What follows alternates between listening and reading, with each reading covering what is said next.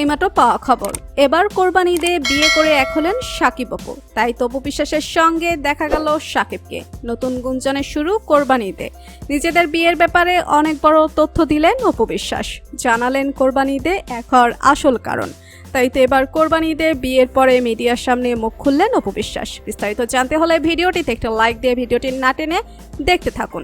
ইতিমধ্যে নায়িকা অপু বিশ্বাস এক সাক্ষাৎকারে বলেন, এবারের ঈদ উল আজহায় মুক্তি পেয়েছে শাকিব খান অভিনীত বহুল প্রতীক্ষিত ছবি তাণ্ডব।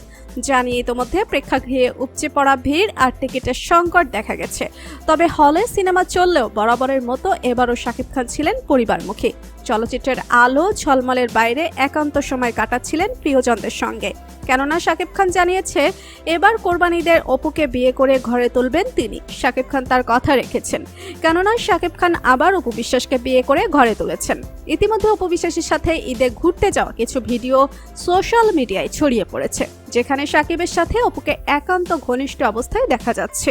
এবং ঠিক তারপরে অপু বিশ্বাস এই বিষয়ে মুখ খুলেছেন। অপু বিশ্বাস বলেন, শাকিবের সাথে আমার প্রথম থেকে ভালো সম্পর্ক।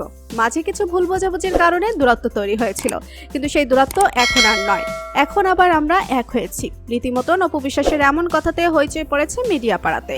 এই নীরবতার মধ্যেই ঈদের ছুটিতে ছেলেকে নিয়ে শহরের একটি বিপণী বিতানে কেনাকাটায় বের হয়েছিলেন শাকিব খান। সঙ্গে ছিলেন তার ছেলে আবরাম খান জয় এবং জয়ের মা চিত্রনায়িকা অপু বিশ্বাস।